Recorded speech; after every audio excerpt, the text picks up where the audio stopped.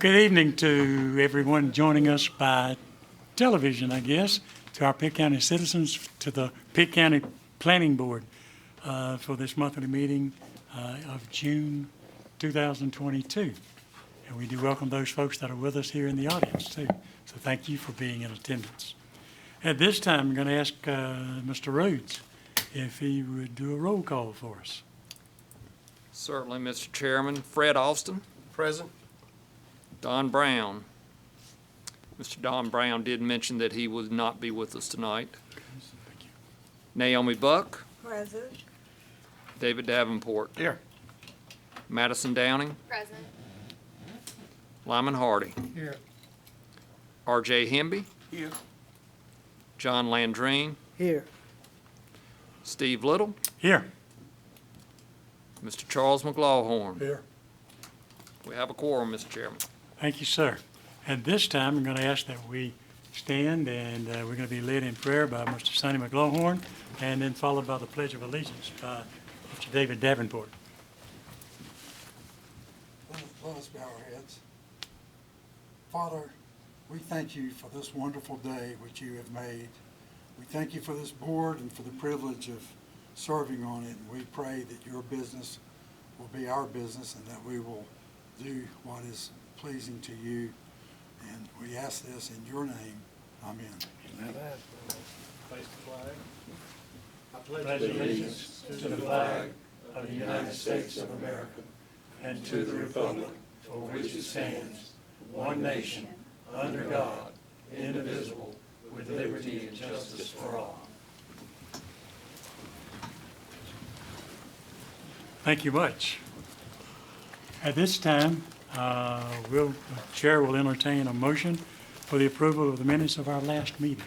So moved. Second. I have a motion by Mr. Hardy and a second by Mr. Davenport. All in favor of that motion, please let it be known by raising of the right hand. All opposed, like sign. The motion is passed.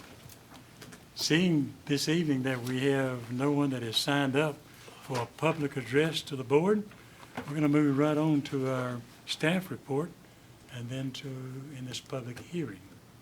Mr. Gooby? Thank you, Mr. Chair. We do have one public hearing for you tonight to start with for our zoning ordinance amendments. And as we talked about before, the Board of County Commissioners, at the recommendation of the County Attorney's Office, has directed the staff to develop these amendments to change how the board considers Class 1 special use permits. Under the current rules, special use permits do require an evidentiary hearing that uses quasi-judicial procedures. Those include witnesses being under oath before they speak. They have to gather facts, not opinions on the case. There's restrictions on ex parte communication, and decisions have to be based off of evidence. So there's less discretion in their decision making. And because of that, there's increased legal liability, so those decisions can be appealed to the Superior Court. Under the proposed amendments, these uses would require a legislative hearing to approve. Currently, that is allowed by the zoning ordinance on a voluntary basis. It follows essentially the same procedures as a conventional rezoning. So that means it would also require review and recommendation by this board. Because of that, there's no restrictions on any ex parte communication, and there's a broader discretion for decision making. So because of that, there's also less legal liability for those decisions, although there's a potential for spot zoning challenges. Special use permit, the Class 1 special use permits, the changes to those, again, those will be changed to conditional zoning districts. In the permitted use table, those will be shown as a CD under the code. Those types of uses that will then be heard by the Planning Board and the Board of County Commissioners. Those are things like sand mines, solar farms, sand mines, solar farms, group homes, halfway homes, that sort of thing. So again, those are the types of uses that you're not really used to seeing, but would come before this board for your recommendation under these changes. As a consequence, because we also have Class 2 special use permits, Those would then just become special use permits, just like they were before we made these changes to based off 160D. So those will be shown as an S in the permitted use table, and those will continue to be heard by the Board of Adjustment. You have the summary in your packet, so I'm not going to go through it each one because there's a lot of minutia to that summary. So I'm just going to kind of go through the different sections real quickly. Under the executive summary, we'll be looking to revise the commentary and remove those references to those Class 1 special uses. Same thing with Section 2, just going through and revising that language. Under Section 3, the permits and hearing procedures, we'll be removing the language regarding the Class 1 and 2 special uses and adding language regarding the conditional zoning districts. Also be looking to clarify and change some of the terms regarding who approves what and what those authorities are called in the ordinance. For instance, we got some that say permit issuing board. In those instances, basically the Board of Adjustment will be the only board issuing it. So we're changing that to, instead of permit issuing board, to just board or Board of Adjustment. Also making some clarifications for permit issuing authority because that includes staff as well. And then clarifying the procedures for how we modify conditional zoning districts. There are some staff level changes that can be approved as well as some that have to go back before the boards for their approval. So just an example of the language, as you see, like permit issuing board, we're changing that to authority because that section could also apply to staff as opposed to just the Board of Adjustment. Same thing, just kind of clarifying special use permits and removing some of the language about the Board of County Commissioners and just changing how, instead of things like such board to the board for Board of Adjustment. Under the permitted use table, again, be removing the language regarding the Class 1 and 2 special uses, then amending the table itself. Those uses that are listed, again, as Class 1, those will change to CD. The uses that are listed as Class 2s, those will go just to S, so they'll just be a special use permit. And then we had a couple of uses where they were allowed by right in certain districts, but they have standards in the ordinance that should apply in those districts as well. So sand mines, sewage treatment plants, and water treatment plants, we upgraded those in certain districts. And then also adding label references below the table, just for a little bit easier reference. So just as you can see, again, as an example, those S1s changing to CD, the S2 changing to S, and then as you see at the bottom, that's the references that I'm referring to, so that at a glance you can see what those codes refer to. Under Section 6, to be consistent with the amendments that you heard last month for the subdivision ordinance, adding off-site septic systems to allowable special use or special purpose lots. So the special purpose lots, those aren't like special uses, those are just lots that don't have to meet certain dimensional requirements, things like utility uses, family cemeteries or church cemeteries, because we're adding off-site septic systems to those as well. Section 7, also removing that language for the Class 1 and 2 special use permits. And then under Section 8, again, removing that language and then amending the development standards for manufactured homes in the low density or R40 district. We have a requirement now that they have to provide a masonry curtain wall, and under the state rules now, those are not required, or we can't require those if the land is leased to the person who owns the manufactured home. So we're changing that as well. Then clarifying where development standards are required as a conditional zoning district for certain uses. Under Section 11, under enforcement, we can no longer enforce the zoning ordinance using criminal penalties. So we're removing that language. That's per the North Carolina statutes also. Then under Section 14, just clarifying the procedures for how to establish the conditional zoning district. Amending the time limit for conditional zoning districts to establish one from 6 months to 1 year. That makes it more consistent with our special use permits and our zoning permits, which also expire after 1 year. Amending a couple definitions for permit issuing authority and board and special use permit, and then also amending our appendices, particularly the flow charts, to take off those references to Class 1 and Class 2 uses. So again, tonight we're asking you to review these and provide a recommendation to the Board of County Commissioners. They'll be holding their own public hearing on July 18th with a proposed effective date of August 1st. So again, staff is recommending approval. We find that we recommend that they're consistent with the goals of the land use plan. And as I mentioned, we'll have a hearing on July 18th with Board of County Commissioners. And with that, Mr. Chair, I would like to open the public hearing. We will open the public hearing at this time. Is there any comments from the public concerning our zoning ordinances? If not, the public hearing is closed. Now let me just ask this too, from the board, are there any questions or concerns concerning what you have already studied prior to this meeting, but also about the staff report that you just heard? Okay. At this time, then, I'll ask for a recommendation from the board. Mr. Chairman, I ask that we accept the planning board's recommendation and approve. Okay. I second that. Sorry, who's second? I second it. Do we have a motion from Mr. Hardy and a second from Mr. McGlohorn that we accept the staff report and we'll move forward with our recommendation to approve? All in favor? Let it be known by the right hand. All opposed? Like sign? Thank you very much. Thank you, That Mr. motion Chair. has been approved. Thank you, Mr. Gooby. I see next we have a rezoning request. And I guess you're still up, right? I am, yes, sir. Good deal. The request is by Mr. Prem K. Singla, and I hope I'm pronouncing it right. The request is rezone about 16.5 acres of his own property. It's parcel number 02365. It's located on the northern side of US 264 East, west of Ramshorn Road. And the request is to go from rural agricultural to general commercial. You see this is the site area, the general vicinity. It's about halfway between Greenville city limits and Pactolus on 264, heading out if you're heading towards Little Washington. This is a view of the site itself. This would be the view looking east up 264, and then to the west if you're heading back into town on 264. Just some existing adjacent residences. This one is to the west of the property, and this is one that's to the east.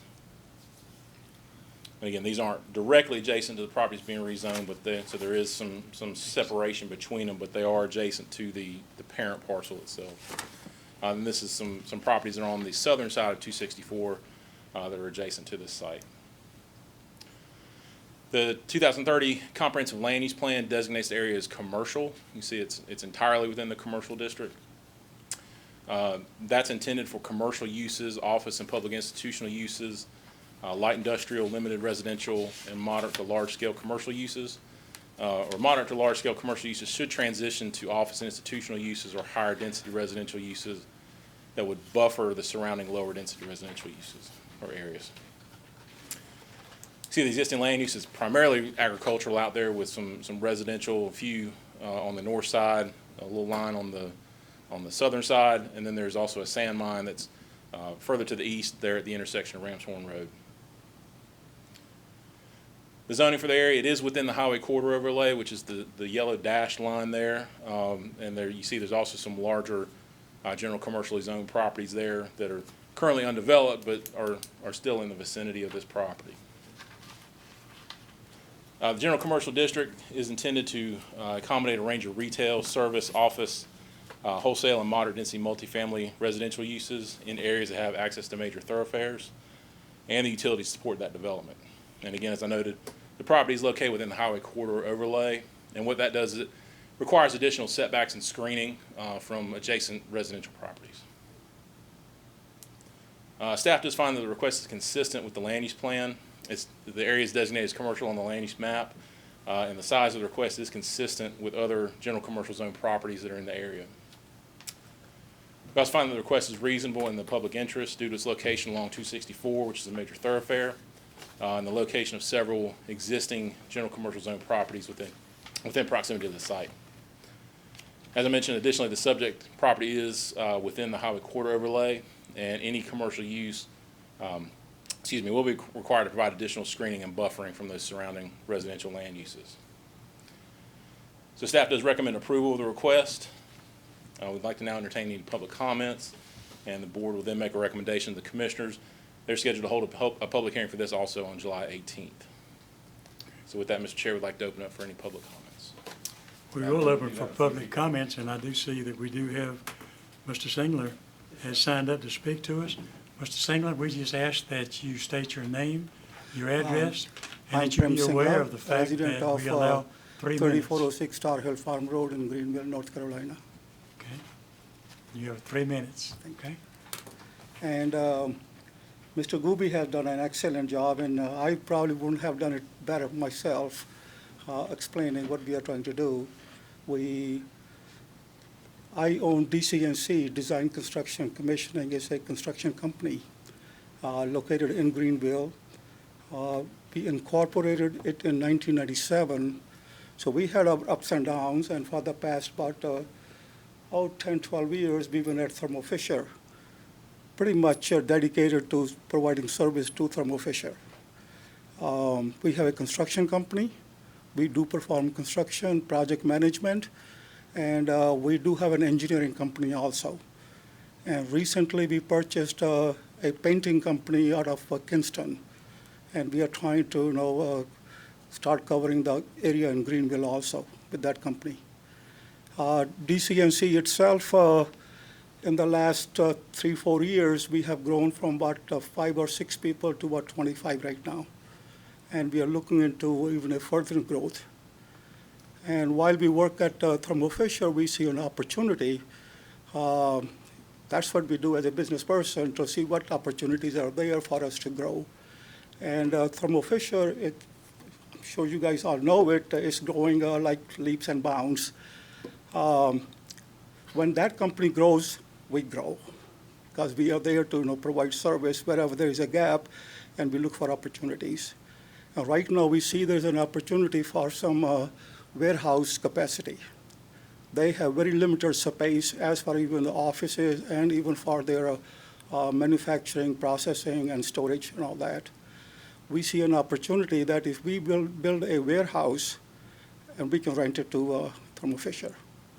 And being in such a close vicinity of it, within about 2.5 miles of the facility, I think we are in the right place. And we've been talking to some people, but nothing officially, because we cannot unless we have something. And this is what we are trying to do, buy some land. And part of the land we are trying to rezone it in commercial, about 16 acres. In the beginning, we probably like to put about maybe, I don't know, somewhere from 10 to 20,000 square foot of warehouse. And then at the same time, we want to have our offices also for design, DCNC, and the vision painting. And recently, we started an electrical division also. So we kind of try to provide all sorts of services to Thermo Fisher. And that's our goal. To start with, we would like to build a warehouse and our office space. And then from there, sky's the limit. Then we'll see what other opportunities are there. We will look for some investors maybe at that point. And we don't know where we will go from there. But this is the place we want to be right now. Good deal. Thank you, sir. Thank you, sir. Any questions or comments from the board? Good deal. Thank you, Mr. Singleton. Yes. At this time, that was the only one we had signed up. So at this time, we'll just move forward. So, board, the chair will entertain a motion on this rezoning request. So what is the pleasure of the board? Oh, you got one more thing. Anything else you want to mention? Just want to ask if the board wanted to hear if anybody else wanted to speak that maybe hadn't signed up tonight. Okay. Do we have anybody else that wants to speak that has not signed up? Okay. We'll go back. Can we move forward now? Yes, sir. Okay. Did you close the public hearing? I have closed the public hearing, as I was just instructed to do, so I'm good. All right? All right. I hate to sound like a broken record, but I make a recommendation, we approve the board's recommendation. I got a motion by Mr. Hardy.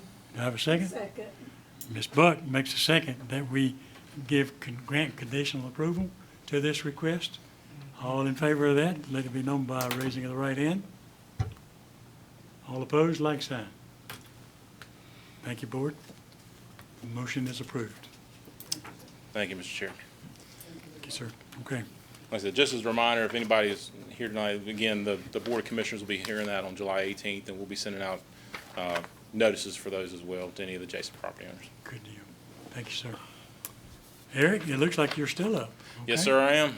All right. We're glad to have you. Well, I'm glad to be here. We do have a quick update on our Envision Pitt County 2045. This new land use plan that the county is working on. Just a couple of things, big things really. We completed several public input meetings for the plan. We met May 19th at D.H. Conley, June 1st at Aden Grifton, June 2nd at Farmville Central, and June 9th in North Pitt. Didn't have quite the turnout we had hoped for at some of these, but we still got a lot of good information. North Pitt really turned out to be the best one of the three. We had approximately about 30 people or so show up for that one. Whereas the first couple, we had a handful, maybe 2 or 3 for each session, if maybe a little bit more. But this is just a couple of the pictures of how we set up the room. You see this is at Aden Grifton. Then also we were met in Farmville. Mr. Austin was kind enough to join us for those nights as well. We met in the media center at Farmville Central. Had about 6 or 7 folks to show up for that one, but still got some good information from those folks. Then North Pitt, again, this was the biggest one we had. Again, about 30 people showed up. Commissioner Bergens-Williams was there, was able to give us some input. Got a lot of good information from the folks up there. So that kind of wraps up our first round of public input sessions. Next up, we're going to have a virtual stakeholder meeting next week. This is sort of a follow-up to our stakeholder meetings we had back in April. Some folks weren't able to attend in person. They had inquired about other options to show up, so we're going to be holding a virtual meeting on the 22nd at 10 a.m. So we've invited all those same stakeholders out. We've already gotten about 20 or so commitments to come or to log into the meeting. So hopefully we'll be getting some more information from those folks, particularly ones that couldn't join us the first time.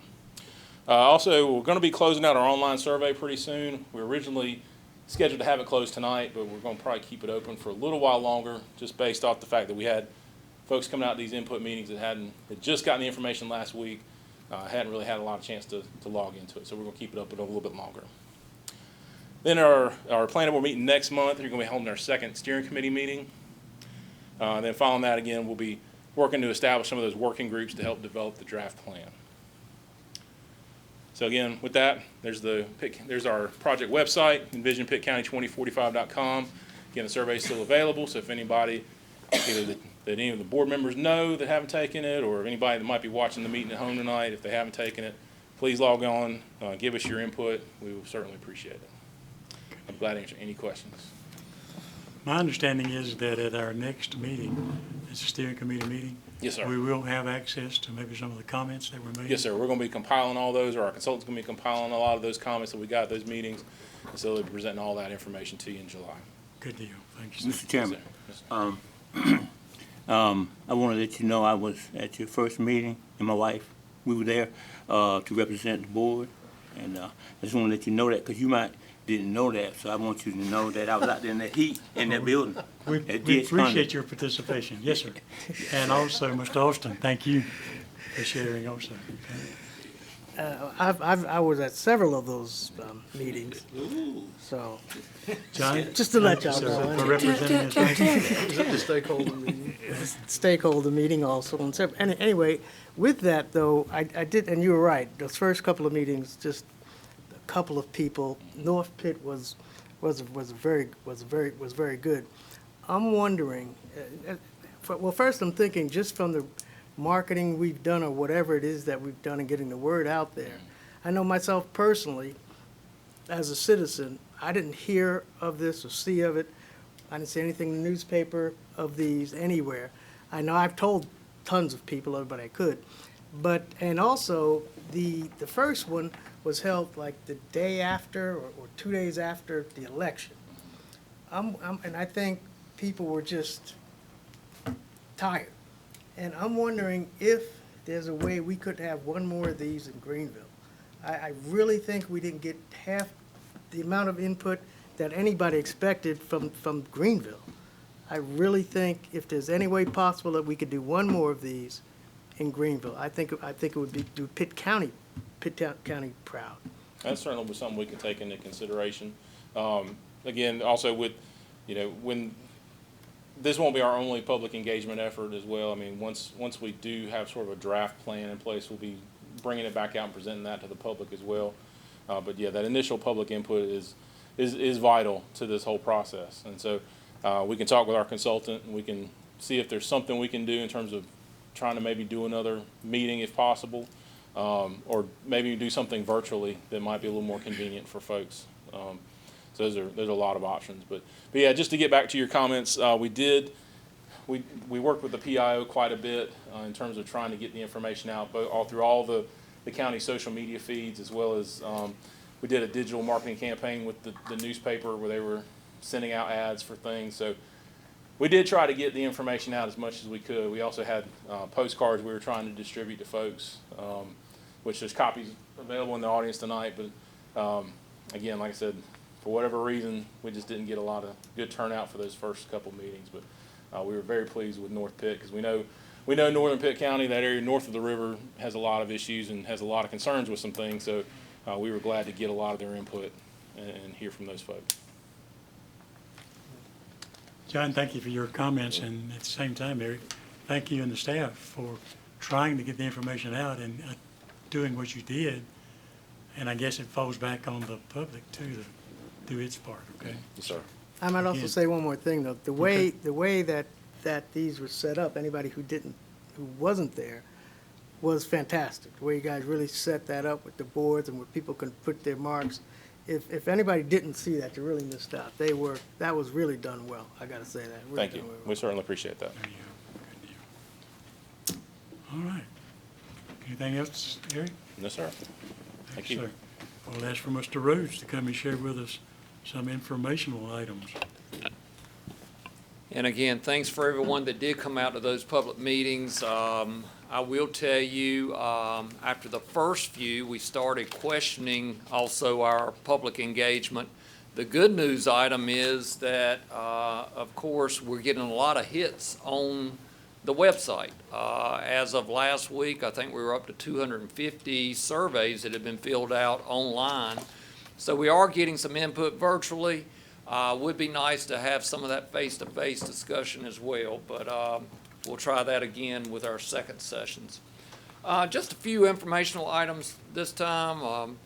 Mr. Hemby will appreciate this first one. We are now just receiving our funding for the buyout program for Hurricane Florence. That's almost 4 years after the event happened. So we've got 16 properties that are under consideration for the buyout program, also known as the Hazard Mitigation Grant Program. We'll be operating this a little bit differently. The state of North Carolina will be rolling out what's called a state-centric model for administration. That bodes well for Pitt County in some fashion, because we're not so much responsible for contracting with all the attorneys, the appraisers, the surveyors, and all those other parties that are involved with the buyout program. So it's very similar to any other real estate transaction. All those parties are involved. Typically, we would handle those contracts, handle paying those contractors. All that's to be handled through the state. The one thing that staff will still be involved with is dealing with the landowners, getting them to the appropriate places, getting different documents signed, making sure that's taken care of. So with that, when we dealt with this at the commissioner meeting last time, there is a budget amendment that went through. We are able to pull down some administrative funds, but for the most part, all those funds, $2.5 million for these 16 buyouts, will be handled by the state and not the county this time. The other items in your package are our departmental report, as well as some other articles that are of local interest, especially from the planning perspective. And again, we welcome folks. Our Envision Pitt County 2045 survey is going to be active for yet a few days longer. We encourage folks to go online, simple click, give us some input. And as Eric's mentioned, all that comes back before you at your next meeting as we have our next steering committee meeting. So with that, Mr. Chairman, welcome any questions or comments for tonight. Any questions or comments from the board? Thank you. I do have one question, quick question.